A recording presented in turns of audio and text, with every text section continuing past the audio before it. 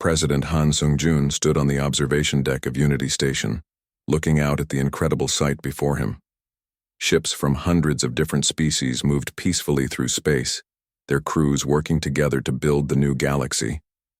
5 years had passed since the fall of the stellar dominion, and the universe had changed beyond recognition. "It's hard to believe," said Admiral Song Yuna, joining him at the window. She wore the uniform of the Galactic Peacekeeping Forces, representing dozens of species working together. 5 years ago, most of these species had never seen each other as equals. Now they're building colonies together. Through the transparent aluminum windows, they could see the construction of New Geneva, a space city that would serve as the capital of the Galactic Republic. Human engineers worked alongside Nexari builders, while Corvan energy specialists provided power systems that Thylorian telepaths coordinated through pure thought. "The integration process has exceeded all our hopes," reported Dr. Choi Eun-seo, who had become the director of the Galactic Reconstruction Project. "Former Dominion species are not just joining the Republic, they're thriving in it." She showed President Han a data display filled with statistics that would have been impossible to imagine during the war years. Vorthak warriors are becoming excellent peacekeepers when they're allowed to protect civilians instead of just following orders. Nexari builders are creating architectural wonders now that they can design freely. Even the Quell administrators are happy because they finally have systems complex enough to challenge their organizational skills. Captain Huang Jun-ho had just returned from leading an exploration mission beyond the galaxy's edge. His ship, the Unified Spirit, carried crew members from 12 different species. "President Han, you need to see this," he said, activating a holographic display. "We made contact with 3 new civilizations in the Andromeda Galaxy. But, sir, they've heard of us." "What do you mean?" "News of the Dominion's fall has spread beyond our galaxy. Other civilizations want to learn about the human way of bringing different species together as equals." Admiral Song studied the exploration data. "Captain, what did you learn about these new civilizations?" "2 of them are peaceful, similar to our republic, but the third—" Captain Huang looked concerned. "They call themselves the Eternal Empire. They've conquered most of Andromeda using methods similar to the Old Dominion. When they learned about us, they sent a message." "What kind of message?" "A warning. They said any galaxy that embraces chaos and equality is a threat to universal order. They're sending scout fleets to evaluate whether we need to be corrected." President Han felt a familiar weight settle on his shoulders. Humanity had brought peace to the Milky Way, but the universe was vast and not everyone believed in freedom. "How much time do we have?"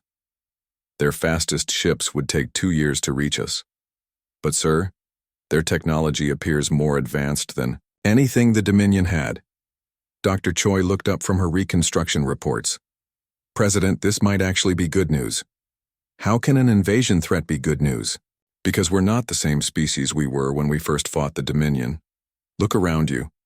We have allies from hundreds of worlds, each bringing their own strengths. The Dominion was powerful but stagnant. We're a civilization that grows, stronger through diversity." Commander Yu Nari, now an elderly but still sharp veteran of the first alien contact, joined the meeting. "President, I've been thinking about what made us different from the Dominion. It wasn't our technology or our tactics. It was our ability to change and adapt. More importantly, it was our willingness to fight for others, not just ourselves." "What's your point, Commander?" "The new generations growing up in the Republic aren't just human anymore. We have children born of human-Corvan partnerships, young people who think in both human creativity and Corvan energy patterns. Thylorian human hybrids who can feel both individual ambition and collective harmony. These children are something the galaxy has never seen before." President Han walked to another window where he could see a school ship, where children from dozens of species learned together. Human children played games with young Nexari, their minds adapting to think in ways that pure humans or pure aliens never could. "Tell me about these hybrid children," he said to Dr. Choi. "They're remarkable, sir. They don't see species differences as barriers. They see them as tools. A human Zelen child can understand both individual creativity and biological harmony."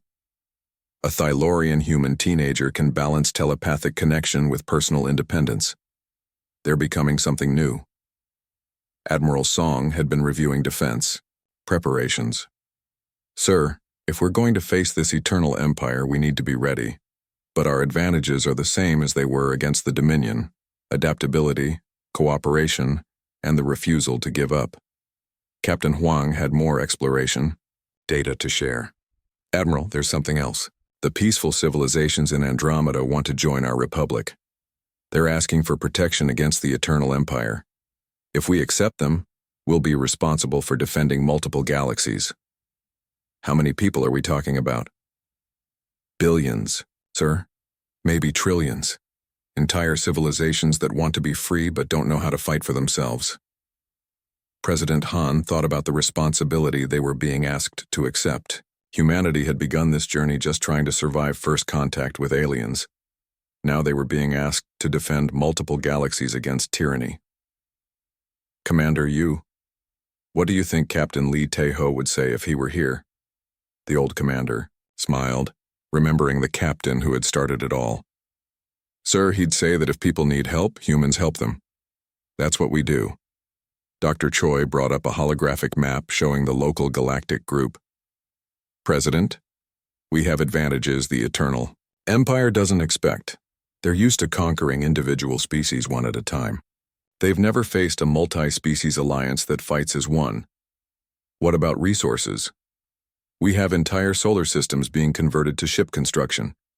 The Nexari can build faster than anyone in known space. The Corvin can provide unlimited energy. The former Dominion species are eager to prove their worth as free peoples. We can field a fleet larger than anything the galaxy has ever seen. Admiral Song was already thinking strategically. Sir, if we're going to protect multiple galaxies, we need to change our thinking. Instead of defending fixed positions, we need to become a mobile civilization. Ships, space cities, portable colonies that can move wherever they're needed. Captain Huang nodded. Admiral, that matches what we learned about the Eternal Empire. They expect their enemies to hunker down and defend their home worlds. They don't know how to fight an enemy that refuses to stay in one place. President Han made his decision. Send messages to the Andromeda civilizations. Tell them the Galactic Republic accepts them as members. We will defend their right to be free. And the Eternal Empire? Tell them that the age of conquest is over.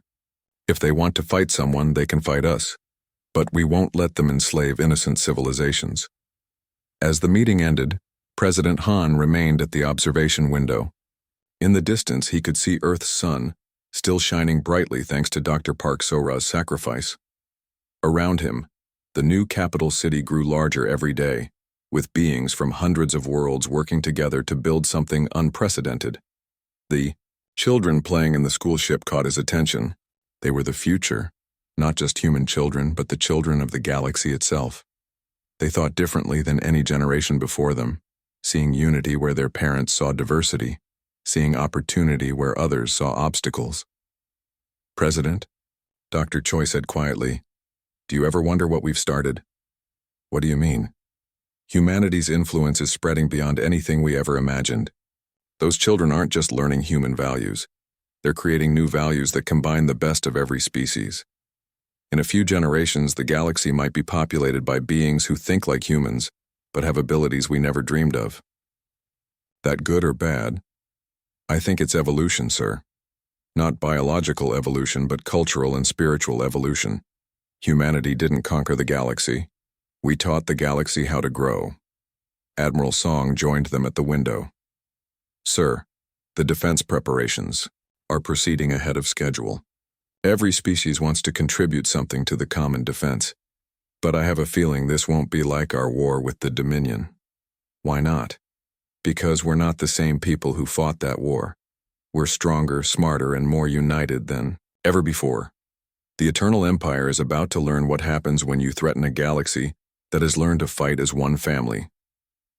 As President Han looked out at the ships carrying the future of galactic civilization, he thought about the journey that had brought them here. It had started with Captain Lee Tae-ho encountering hostile aliens in deep space.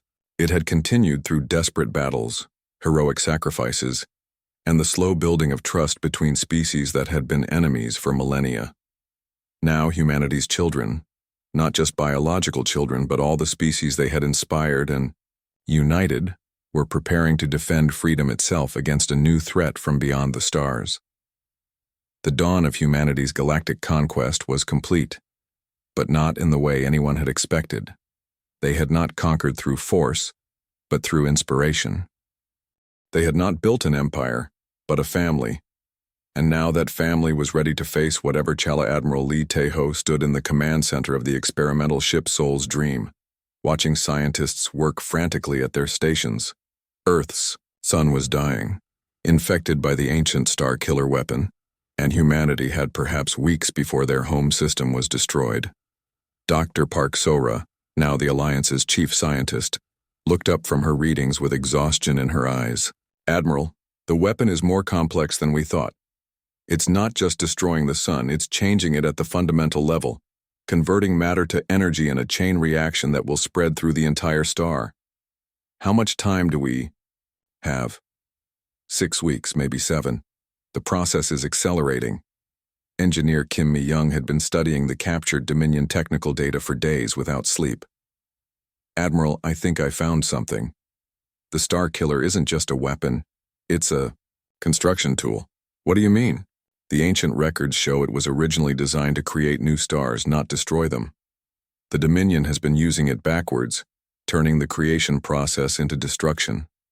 If we can reverse the process, we could save Earth's sun. More than that, we could make it stronger than before. But there's a problem. The reversal has to be done from the source, the original Star Killer control station at the galactic core."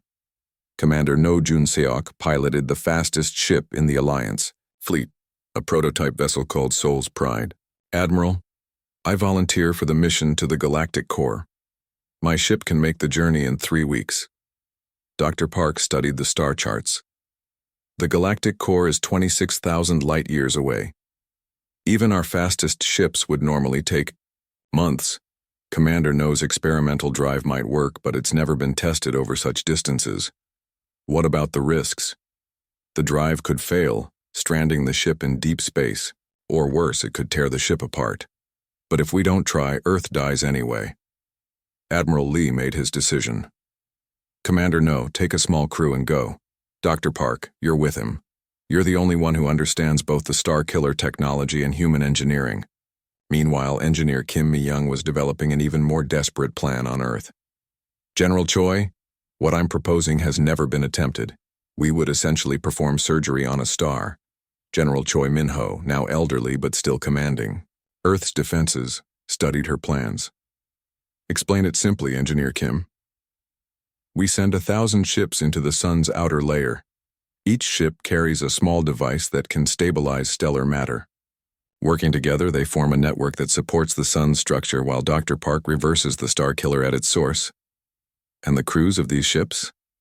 Kim Mi-young was quiet for a moment. "Sir, the heat and radiation will destroy the ships within hours. This is a one-way mission. How many volunteers do we need?" 1,000 ship crews, about 15,000 people total." General Choi closed his eyes. Asking 15,000 people to die was the hardest decision of his life. But 15 billion lives hung in the balance. Post the call for volunteers.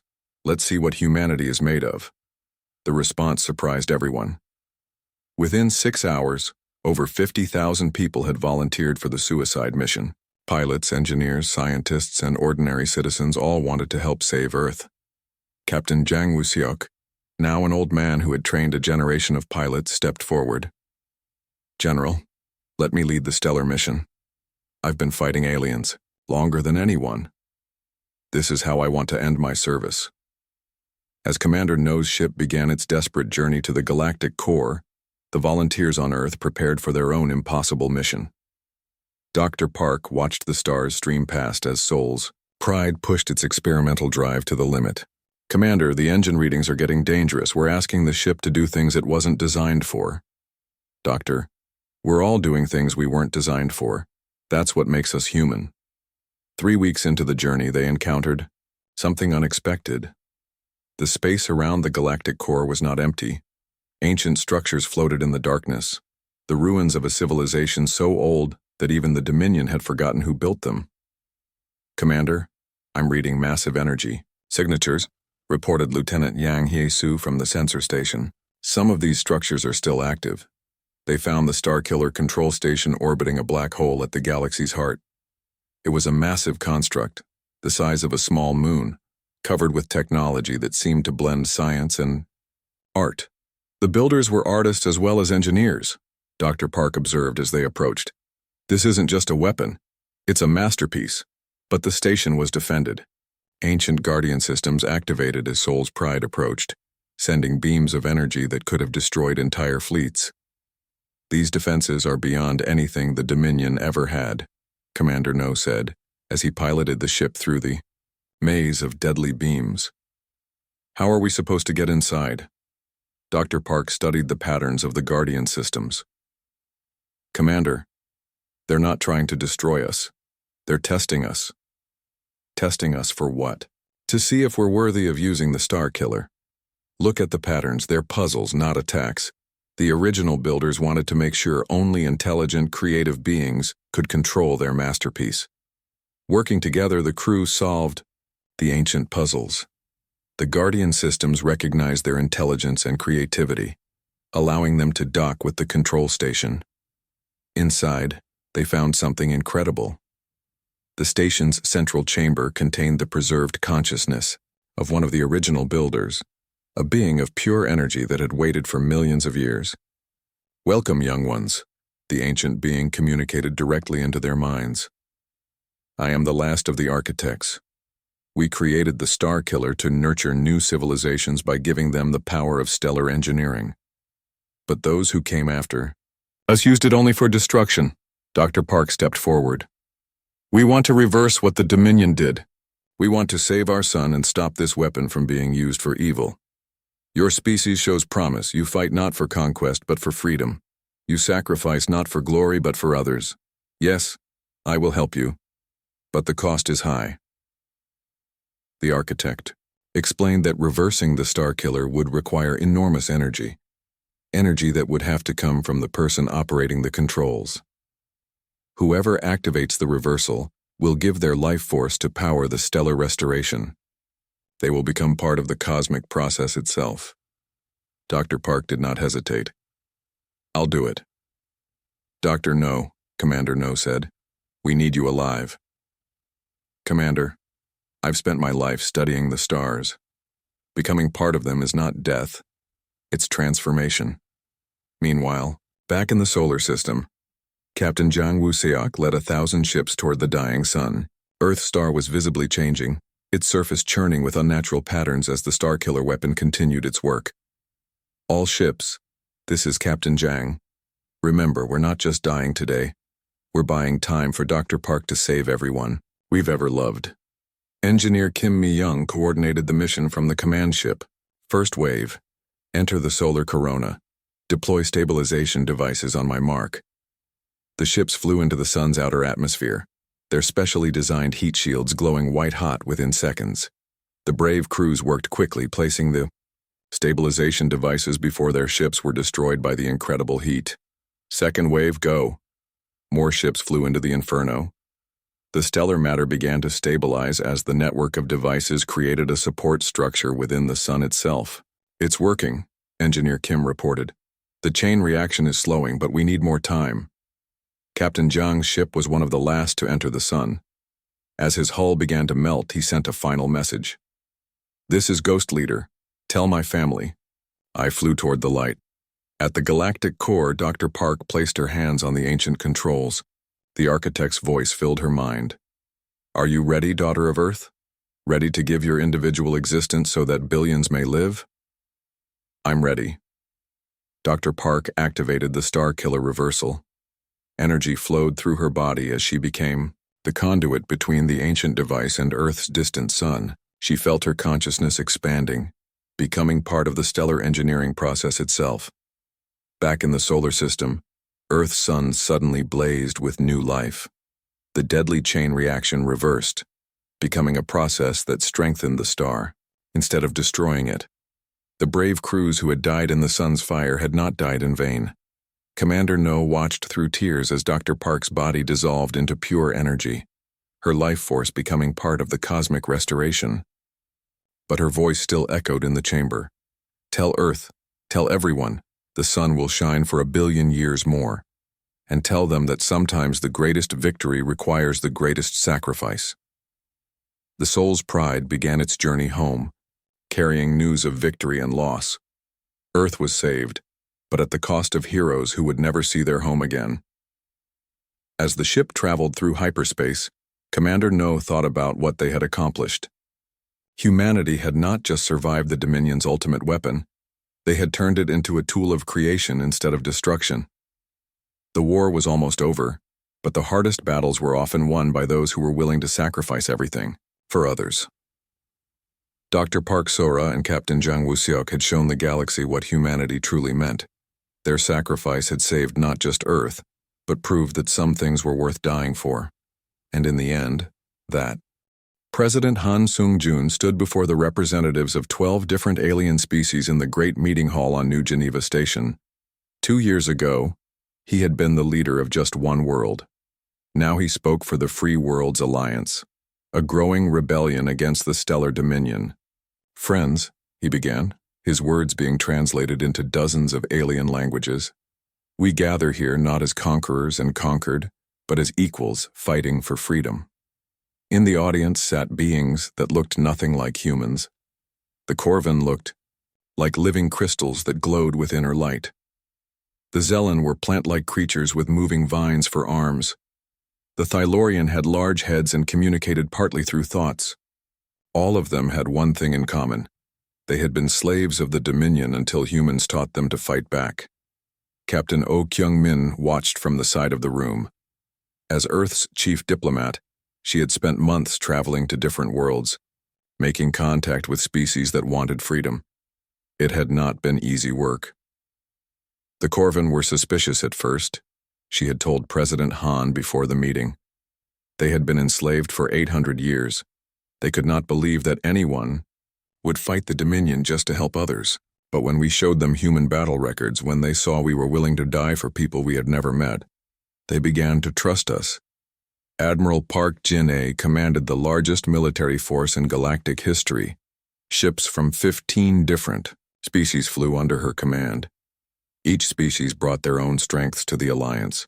The Nexari build the strongest ships in the galaxy, she explained to her human officers. But they never thought to use them for war because the Dominion told them they were only builders. The Thylorian can communicate across vast distances, instantly using their minds. The Dominion used them as living communication systems, but never let them coordinate military attacks.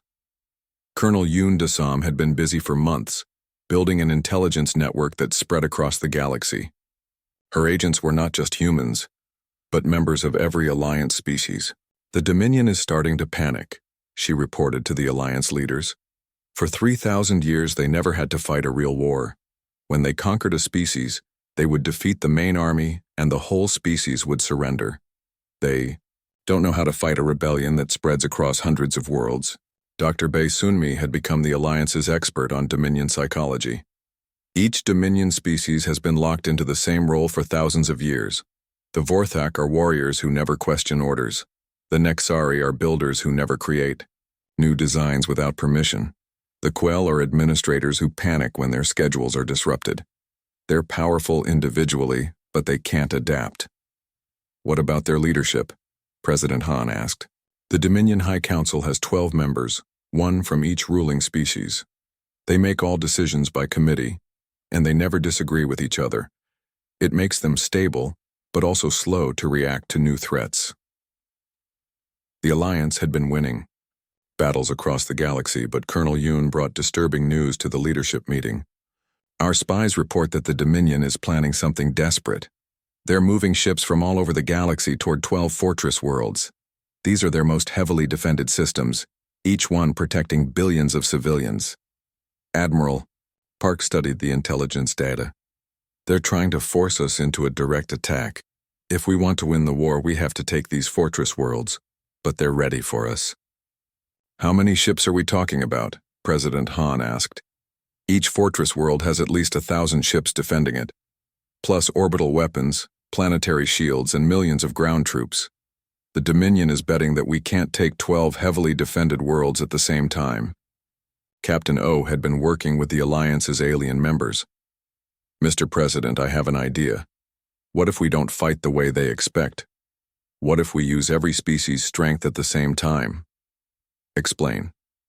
The Thylaurian can coordinate attacks instantly across the galaxy. The Corvin can overload energy shields with their crystal technology. The Nixari can build ships faster than anyone thought possible. The Zellan can create biological weapons that target specific DNA. If we combine all these abilities, Admiral Park understood, we could attack all 12 fortress worlds simultaneously, using tactics the Dominion has never seen before. President Han made the decision. Do it. Begin Operation Liberation. The Alliance spent 3 months preparing for the largest military operation in galactic history. Ships were built in secret shipyards hidden in asteroid fields and gas giant atmospheres. New weapons were designed that combined technologies from different species. Most importantly, Alliance forces practiced fighting together. Commander No. Junseok led a mixed squadron of human, Corvin, and Thylaurian ships. It's amazing, he reported during training exercises. The Thylaurian can read the enemy's intentions from their thoughts. The Corvin can see energy patterns that our sensors miss. Combined with human tactical flexibility, we're becoming unstoppable. The first phase of Operation Liberation began when Thylaurian communications coordinators sent simultaneous orders to Alliance fleets across the galaxy. 12 massive fleets appeared at the edge of the 12 fortress systems at exactly the same moment. The Dominion commanders were shocked. They had expected the Alliance to attack one world at a time, allowing the Dominion to move reinforcements. Instead, every fortress world was under attack simultaneously. At Centrum Secundus, the second most important Dominion world, Admiral Park Jin-A led the main human fleet. All ships, remember the plan. We're not trying to destroy everything, we're trying to free everyone. The Alliance had learned that most Dominion worlds contained billions of enslaved beings from hundreds of different species. The goal was not conquest, but liberation. Phase 2 begin, Admiral Park ordered. Zellan bioships released clouds of organic nanobots that could pass through energy shields. These nanobots did not harm living beings, but they disabled electronic systems. Suddenly, the Dominion's automated defenses began shutting down. Phase 3. Execute. Corvin crystal ships fired focused energy beams that resonated at the exact frequency needed to collapse Dominion shield generators. The massive planetary shields that had protected these worlds for millennia simply vanished. Phase 4. Liberation. Human and allied ground forces landed on all 12 worlds at once. But instead of fighting the defenders directly, they broadcast messages in hundreds of languages to the enslaved populations. This is the Free Worlds Alliance, the message said. We are here to free you. Rise up now, and we will help you fight. Major Ryu Hyunwoo led ground forces on Centrum Prime, the Dominion capital world. Sir, it's working. The enslaved species are rebelling everywhere. The Dominion troops don't know who to fight first. The Dominion had made a critical mistake. For thousands of years, they had kept their slaves weak and divided, never allowing different species to work together. But now, inspired by the Alliance example, enslaved beings across 12 worlds were cooperating for the first time. The Quell administrative troops are surrendering without a fight, reported Captain Kim Min-woo. They've never dealt with this kind of chaos. Their computers can't calculate how to respond to simultaneous rebellions on 12 worlds. Dr. Bae Sun-mi monitored Dominion communications from the flagship. Admiral, the Dominion High Council is in panic. They're giving contradictory orders. Some want to fight to the death, others want to negotiate surrender. But Colonel Yoon had the most important news. Admiral, our agents report that the Dominion has activated something called the Star Killer. It's some kind of ancient weapon system. What does it do? We're not sure, but the energy readings are enormous. Whatever it is, they're targeting it toward Earth. Admiral Park felt cold fear. How long until it reaches our solar system? Unknown, sir. But the Dominion Council sent a message. They say if we don't surrender immediately, they'll destroy Earth's sun. The Alliance had won the greatest military victory in galactic history. All 12 fortress worlds had fallen simultaneously. The Dominion's military power was broken. But now their leaders were threatening to destroy humanity's homeworld, rather than admit defeat. President Han received the news while standing in the captured Dominion Council chamber on Centrum Prime. Around him, freed slaves of dozens of species were celebrating their liberation. But the joy was overshadowed by the threat to Earth. "How many people are in our solar system?" he asked quietly. 15 billion humans, plus millions of aliens who have joined us, Captain O replied. "Everyone we've ever cared about." "And this Starkiller weapon?" Colonel Yoon had been studying captured Dominion records. "It's ancient technology, built by the original founders of the Dominion. According to these files, it can destroy entire star systems by making their suns explode. The Dominion has only used it 3 times in their history, always against species that refuse to surrender." Admiral Park looked at the tactical displays showing their victorious fleets throughout the galaxy. "We've won the war, but they're threatening to commit genocide rather than admit defeat." President Han stood silent for a long moment, thinking. About 15 billion people depending on his decision. Finally, he spoke. "Send a message to all Alliance forces.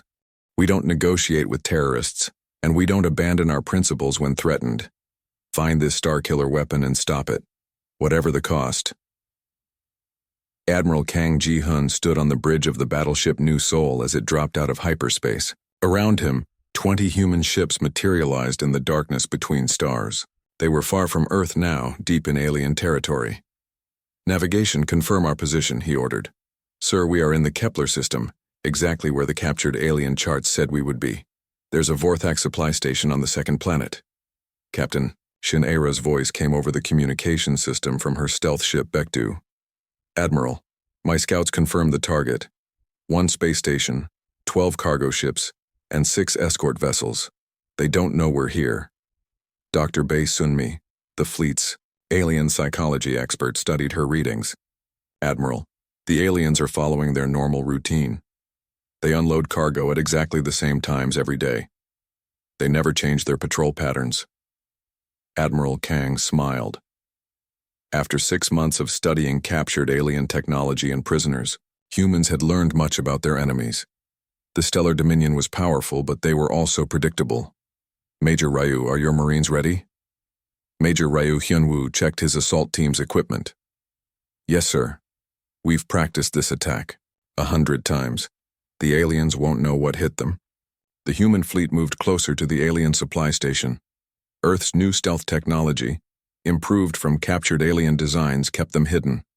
The aliens continued their work, unaware that death was approaching. "All ships, begin the attack," Admiral Kang ordered. The human ships appeared suddenly around the alien station. The aliens were completely surprised.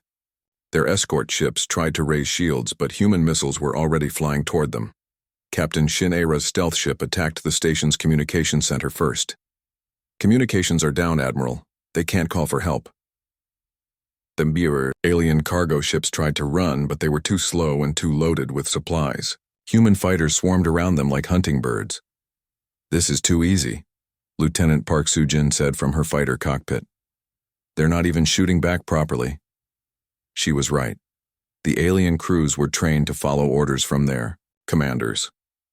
But their commanders were dead, killed in the first seconds of the attack. Without orders, the aliens did not know what to do. Major Ryu's Marines landed on the supply station. They moved through the corridors quickly, using tactics the aliens had never seen. The aliens were strong fighters one-on-one, but they could not deal with coordinated team attacks. "Station secured," Major Ryu reported. "We have prisoners and lots of intelligence data." Dr. Bae Sunmi studied the captured information. "Admiral, this is incredible. The aliens have detailed records of all their operations in this sector. Supply routes, patrol schedules, even the personal files of their commanders. What else do we learn about them? They're even more specialized than we thought. The Vorthak are warriors, but they only know how to fight in formations. The Nexari build things, but they can't change designs without orders from above. The Thylorians are telepathic, but they become confused when they can't contact other Thylorians. Admiral Kang understood. Each alien species is like a tool designed for one job. They're very good at that job, but useless for anything else. Captain Shinera had been exploring the alien database. "Sir, I found something disturbing. There's a human colony world called Kepler 442b that the aliens conquered 3 months ago. According to this, they've enslaved all the humans there." The bridge became quiet. Everyone knew about the colony ships that had left Earth years ago, before first contact with aliens. Those colonists had no idea that hostile aliens existed.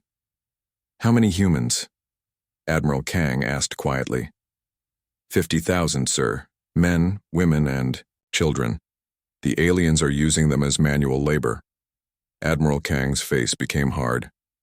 "Change of plans. We're going to rescue them." "Sir, that's not our mission," his second-in-command said. "We're supposed to hit supply targets and return to Earth. Those are our people," Admiral Kang replied. "We don't leave humans behind." Dr. Bay studied the planet's data. "Admiral, this could be a trap. The aliens might expect us to try a rescue. Then we'll have to be smarter than they are." "What do we know about Kepler 442b? Captain Shin-Era brought up the planet information. "It's a garden world with normal gravity and breathable air. That's why humans colonized it. The aliens have set up mining operations all over the planet. They're using human workers because humans are more adaptable than their usual slave species." Major Ryu studied the military data. "Sir, they have a garrison of 5,000 Vorthak warriors on the planet, plus orbital defense platforms and a small fleet of guard ships. Numbers? 20 ships in orbit, mostly older designs. They're not expecting an attack." Admiral Kang made his decision. "We attack in 3 days. That gives us time to plan and prepare. Captain Shin, I want detailed surveillance of the planet. Major Ryu, start planning ground operations. Dr. Bay, study everything about Vorthak psychology. I want to know how they think." For 3 days, the human fleet hid in the outer system while scout ships gathered information. What they learned made them angry.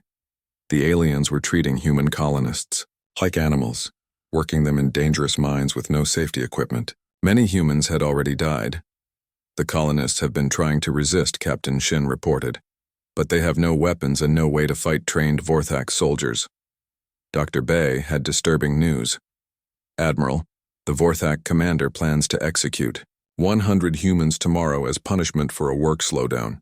He wants to make an example." "Then we attack tonight," Admiral Kang decided. "All commanders, final briefing in 1 hour."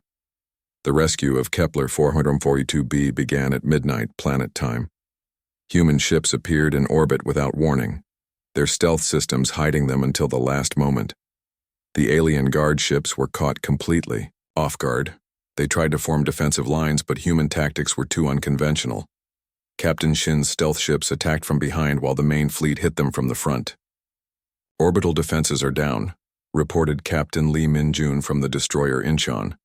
"The sky is clear for landing operations." Major Ryu's Marines landed in 20 different locations around the planet.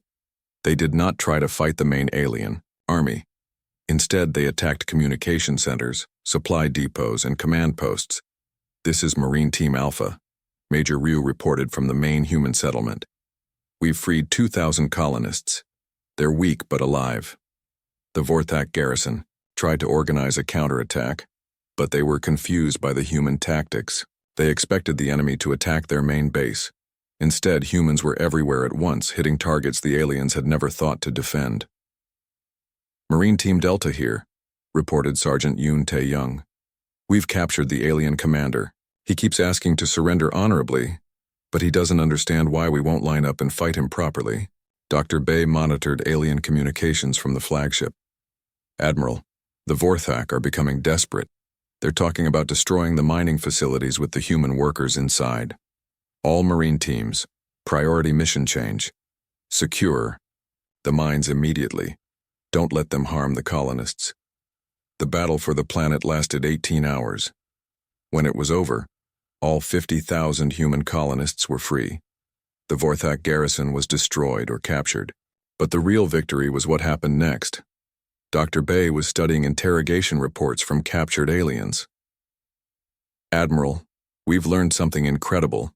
The aliens have conquered dozens of species over thousands of years, but they've never faced an enemy like us." "What do you mean?" "Every other species they conquered fought the same way. When the Dominion defeated their main army, the species would surrender. They never tried guerrilla warfare or rescue missions, or surprise attacks. We're the first species that fights like humans." Captain Shin had even better news. "Sir, the freed colonists have been talking to our teams. Some of them are engineers and scientists. They've been studying alien technology while they were enslaved. They have ideas for improvements we never thought of." Admiral Kang looked at the rescued humans boarding his ships. They were thin and tired, but their eyes showed the same stubborn determination that all humans shared. "Set course for the rendezvous point," he ordered. "It's time to go home and plan our next move." But Colonel Yoon Da-som, the fleet's intelligence officer, had one more surprise. "Admiral, the aliens we captured have been talking. They're scared of something they call the human infection." "What's that supposed to mean?" "Apparently, word is spreading through the Dominion about species that fight like humans. Several conquered peoples have started rebelling, using tactics they learned from stories about human battles. The Dominion Council is worried that humans are teaching other species to be human." As the human fleet jumped to hyperspace carrying 50,000 rescued colonists, Admiral Kang realized something important had happened. They had not just won a battle or rescued their people. They had started something bigger. The aliens were learning to fear humans not because humans were stronger, but because humans were different. Humans did not accept defeat. They did not follow rules in war. Most importantly, they did not fight just for themselves. Dr. Bay summed up what they had all learned. "Admiral, I think we've discovered humanity's real weapon against the Dom." General Choi Min-ho stood in the command center deep under the mountains of Korea. Around him, hundreds of people worked at computers and communication stations. The message from Captain Lee Tae-ho had changed everything. Earth was preparing for war. "Dr. Lim, what's your report?" the general asked. Dr. Lim Hai-jin looked up from her work table. Pieces of alien technology covered the surface. These were parts that Captain Lee had brought back from the damaged alien ship. "Their technology is advanced but not impossible to understand," she said. "Their energy weapons are powerful, but they use too much power. Their shields are strong, but they have a pattern. If we hit them at the right frequency, we can break through." "Can we copy their technology?" General Choi asked. "Better than that, we can improve it. Look at this." Dr. Lim held up a piece of alien metal. "They make everything the same way. Perfect, but never changing. Our human engineering is different. We make things that can be modified and improved." Admiral Song Yuna entered the command center. She had been put in charge of Earth's new space navy. "General, we have a problem. The aliens sent another ship. It's smaller than the first group, but it's scanning our solar system." "Are they attacking?" "No. Sir, they're studying us, learning about our defenses." General Choi understood. The aliens were not stupid. They wanted to know what humans could do before sending a real attack force. Captain Jang Woo-seok joined the meeting. He was a pilot who had been chosen to lead Earth's new spacefighter program. "General, the test flights are going well. Our new fighters are faster than anything we had before. We studied how the alien ships move and designed ours to be different." "Different? How?" "Alien ships are big and powerful but slow to turn. They fight like old sailing ships in straight lines with heavy weapons. Our fighters are small and quick. We can fly around them and attack from all sides." Dr. Lim was excited. "Captain Yang is right. I've been studying their battle recordings. The aliens always fight the same way. They line up their ships and shoot at each other until one side wins. They never try surprise attacks or new tactics." "What about their numbers?" Admiral Song asked. "The data from Captain Lee shows they have thousands of ships." General Choi walked to a large window that showed the Earth below. "Then we need to make sure each human ship can fight 10 alien ships. Quality over quantity. Over the next months, Earth changed rapidly. Every factory was working to build spaceships and weapons. Mars became a giant shipyard where new vessels were constructed. The asteroid belt was hollowed out to create hidden bases and weapon platforms. The alien scout ship continued to watch, but it kept its distance. Both sides were learning about each other. Captain Jang flew his prototype fighter around the moon, testing its new systems. "Command, this is Ghost 1. The new design works perfectly. We can outrun and outmaneuver anything the aliens have." His wingman, Lieutenant Park Jin-ho, flew beside him. "Ghost 1, I'm reading multiple contacts, big ones." Captain Jang looked at his scanner. 50 alien ships had appeared at the edge of the solar system. This was not a scouting mission. This was an attack. "All units return to base immediately," came the order from Earth Command. But it was too late. The alien fleet was moving fast toward Earth. They would arrive in 6 hours. Admiral Song took command of Earth's defense fleet. She had 30 human ships, all newly built with the best technology Earth could make. It was not enough ships, but each one was designed to fight smart, not just strong. "All ships, this is Admiral Song. Remember your training. The aliens are powerful, but they're predictable. Use that against them. Make them fight our way, not theirs." The alien fleet approached in perfect formation. Admiral Krextal was leading them again. His ship sent a message to Earth. "Humans of the third planet, you have had time to consider. Surrender." "Your answer?" General Choi himself replied. "Admiral Krextal, this is General Choi Min-ho, Supreme Commander of Earth Defense Force. Our answer is no. This is our world. You are not welcome here." The alien admiral laughed. "Then you will learn the price of defying the stellar dominion." The Battle of Titan began when the alien fleet reached Saturn's largest moon. Admiral Song had positioned her ships behind Titan, using the moon as cover. "They're coming around both sides of the moon," reported Captain Jang, who was leading the fighter squadrons. "Just like we expected." The aliens attacked in their usual formation, with their biggest ships in front and smaller ships following. It was exactly what the humans had planned for. "Execute Plan Delta," Admiral Song ordered. Suddenly, hidden weapon platforms on Titan's surface opened fire. The aliens had not seen them because they looked like mining equipment. The surprise attack damaged several alien ships, but the aliens quickly adjusted their shields and continued attacking. Their energy weapons were devastating. 3 human ships were destroyed in the first few minutes. "All fighters, attack pattern Sigma," Captain Jang commanded. The human fighters swarmed around the alien ships like angry insects. They were too small and fast for the big alien weapons to hit easily. The fighters targeted the alien ships' weapon systems and engines, not trying to destroy them but to disable them. "It's working," Lieutenant Park reported. "The big alien ship can't rotate its main guns fast enough to track us." Dr. Lim watched the battle from Earth Command. "General, look at their formation. They're getting confused because we're not fighting the way they expect." She was right. The alien ships were designed to fight other big, slow ships. They did not know how to deal with swarms of small, fast attackers. Admiral Song saw the opportunity. All heavy ships ramming speed toward their command vessel. Fighters, keep the escort ships busy. The human strategy was crazy by alien standards. No civilized species would sacrifice their biggest ships in ramming attacks. But humans were not fighting a civilized war. The human battleship Soul Pride flew straight at Admiral Krextal's command ship.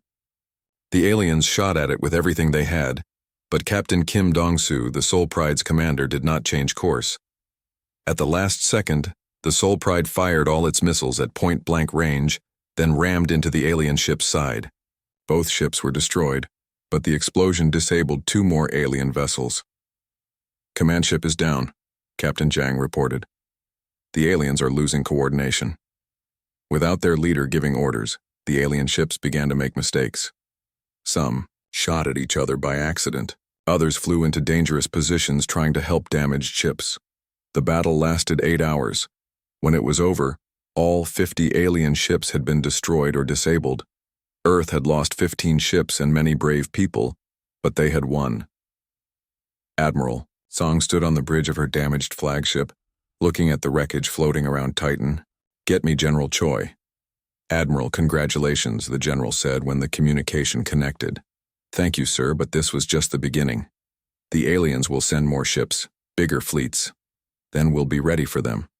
"Dr. Lim, what did we learn?" Dr. Lim had been studying the battle data. "The aliens have better individual ships, but they can't adapt their tactics. Every time we did something unexpected, they took too long to respond. If we keep surprising them, we can win even when outnumbered." Captain Zhang landed his damaged fighter on the carrier ship Busan. He was tired but excited.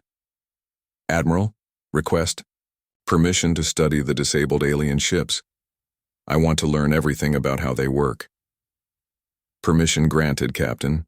Take a full technical team. As Earth's forces collected alien technology and rescued survivors, they knew the war was far from over. But they had proved something important. Humans could fight aliens and win. The news of the victory spread across Earth. People celebrated, but the leaders knew this was just the first test. The Stellar Dominion had thousands of ships. They would not give up after one defeat. "General, Choi called a meeting with all Earth's top commanders. The aliens underestimated us once. They won't make that mistake again. We need to be ready for their real attack." Dr. Lim had good news. "General, the technology we captured is amazing. I can build better shields, stronger weapons, and faster engines, but I need time." "How much time?" 6 months for the first improvements, a year for the really advanced stuff." Admiral Song looked at the star charts. "The aliens' home territory is far away. It will take them time to organize a bigger fleet and travel here. We might have that year." Captain Zhang raised his hand. "What if we don't wait for them to attack us again? What if we take the fight to them?" Everyone looked at him in surprise. "Captain, we barely survived this battle," Admiral Song said. "Yes, ma'am, but we learned something. The aliens can't fight the way we do. Maybe it's time to show them what human warfare really looks like." General Choi smiled grimly. "Captain Zhang, I like the way you think. Dr. Lim, how soon can you have ships ready for long-range missions?" The Forge of War had made Earth stronger. Now it was time to take that strength to the stars. Captain Lee Tae-ho stood on the bridge of the starship Hanbok, watching the stars through the main window. His crew had been traveling for 3 months, exploring space beyond Earth's solar system. They were the first humans to go this far from home. "Captain, we have something on the sensors," said Commander Yu Nari from her station. Her voice was calm but alert. "It's big, very big." Tae-ho walked over to look at the screen. What he saw made his heart beat faster. It was a ship, but not like any human ship. It was 10 times larger than the Hanbok and had a strange dark metal surface that seemed to eat light. "Wake up Dr. Park Sora," Tae-ho ordered. "We need our alien expert." Dr. Park Sora arrived on the bridge quickly. She was Earth's best scientist for studying possible alien life. When she saw the ship on the screen, her eyes went wide. "This is it," she whispered. "First contact with aliens." The alien ship moved closer. It was shaped like a giant sword with sharp edges and glowing red marks along its sides. More ships appeared behind it. Soon there were 20 alien ships surrounding the small human vessel. "They're sending us a message," Nari reported. "It's not in any Earth language, but our computers are trying to translate." The main screen flickered. Then a face appeared. It was not human. The alien had gray skin, 4 eyes, and a mouth full of sharp teeth. When it spoke, the computer translated its words into Korean. "Small creatures of the 3rd planet," the alien said. "I am Admiral Krextal of the Vorthak Empire. You will surrender your ship and prepare to serve the Stellar Dominion. Resistance is death." Tae-ho stepped forward.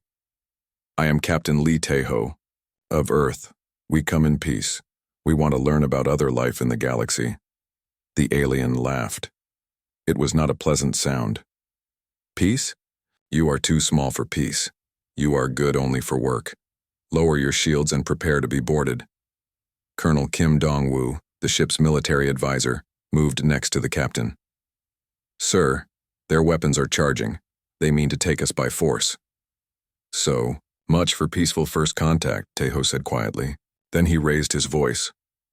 All crew, battle stations. This is not a drill. The handbox shook as enemy fire hit their shields. The alien weapons were powerful, using some kind of energy beam that made the human shields spark and weaken. Return. Fire, Tejo ordered. The human ship's missiles shot toward the alien vessels, but they hit invisible barriers around the enemy ships and exploded harmlessly.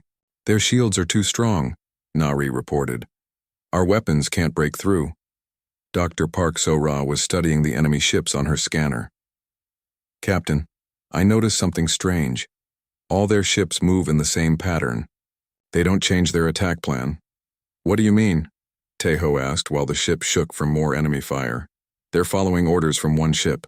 Look at the communications between them. It's all coming from that big one in the center. Tejo. Understood. The aliens had better weapons and shields, but they were not creative in battle. They did exactly what their commander told them to do. Nari, can we jam their communications? Yes, sir, but only for a short time. Do it. Dongwu, prepare ramming speed toward their command ship. Sir? Dongwu looked surprised.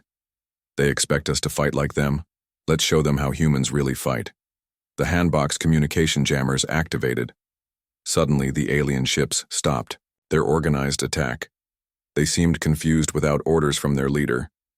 The human ship turned and flew straight toward the big alien command vessel.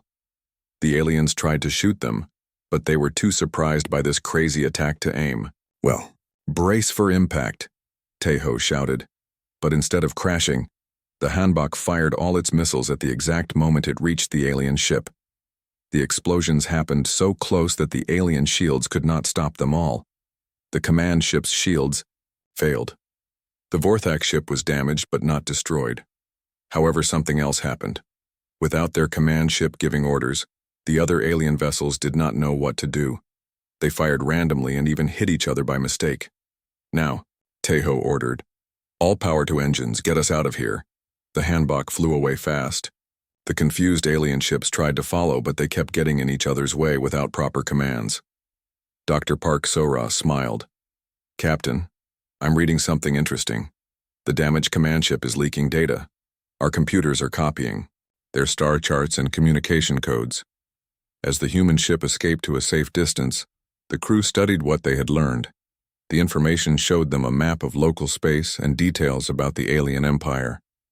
This stellar dominion, Park So-ra explained, is made up of 12 different alien species. They have ruled this part of the galaxy for thousands of years. They think they are the most advanced beings in space. What do they think of humans? Tejo asked. They see us as primitive animals, good only for slave labor. They plan to conquer Earth and make all humans work for them. Colonel Dongwu studied the military information they had captured. Their empire is huge, thousands of worlds, millions of ships. But Captain, I think you discovered something important today. What's that? They're strong, but they're not smart fighters. They have powerful weapons and good technology, but they can't think for themselves in battle. Every alien species in their empire has a job, and they never change from that job. The Vorthak are warriors, but they only follow orders.